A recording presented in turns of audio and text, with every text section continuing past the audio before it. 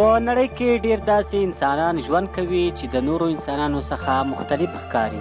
په عام طور زموږ قد او نور جسامت هم یو له بل سره یو قسم نه دی، خو بیا هم موږ انسانان له یو بل سره مشابهت لرو.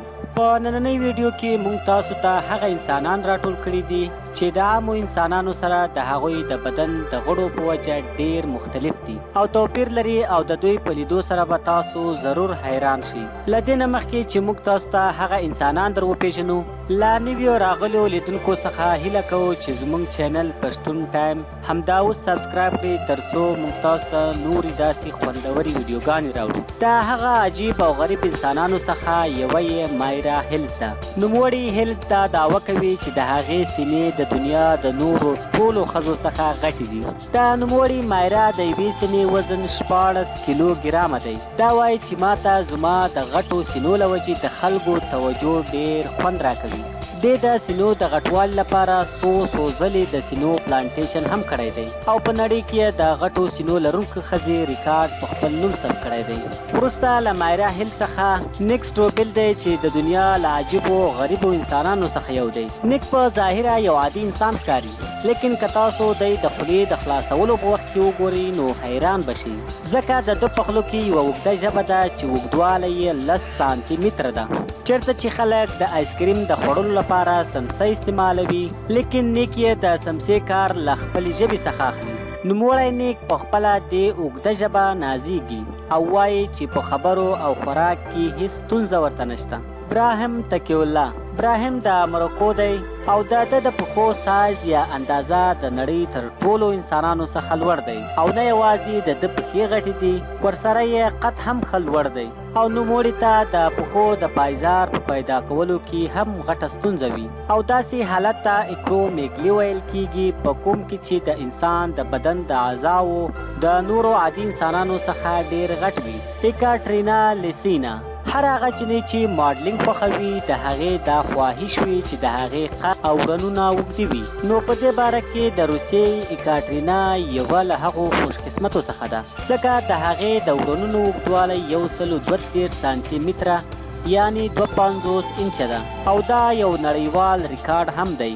لی ریډمونډ عام انسانان په اونۍ کې لږ تر لږه یو ځل خپل نوکان ضرور پرې کوي، لیکن د دغې ښځې ریډمونډ له خپلو نوکانو سره ډیره مینه ده. د دغې ښځې نوکان تقریبا 9 متره پورې اوږده شوي دي.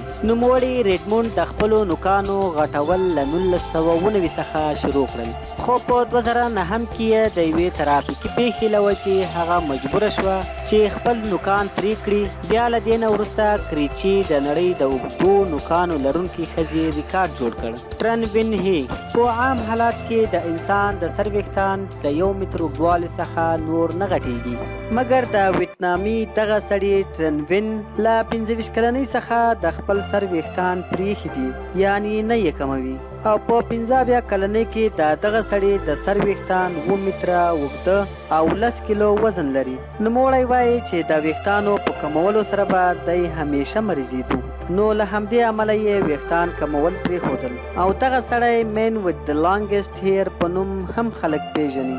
رنګز فار لانګ نیک د افریقا او اسیا په بعضو هیوادونو کې یو نااشنا رواج دی، چېرته چې ښځې د غاړو د اوږدولو لپاره په خپلو غاړو کې د وسپنې څخه جوړې شوي غاړګۍ په غاړه کوي، او هر کال همدا ښځې د غاړې د اوږدولو لپاره یې یوه کړۍ زیاتوي، او له دې څخه بعضې ښځې د 15 کیلو په اندازه درنې غاړګۍ هم په غاړه کوي. او د دغه رواج له امله په میانمار کې د یوې ښځې غاړه له نورو ټولو ښځو څخه اوږده شوې ده، چې د غاړې اوږدوالی یې 40 سانتي متره دی.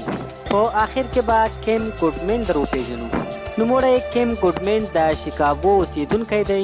دغه ښځه د خپلو ډارونکو او خوفناکو سترګو له وجې مشهوره ده، او نوموړي خپلې سترګې په ډیر خوفناک انداز سره د باندې راوباسي.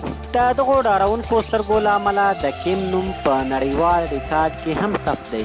نو ملګرو، په دغو ټولو کې تاسو ته کوم یو حیرانونکی و؟ په کمنټ کې مو ضرور رایه را سره شریکه کړئ.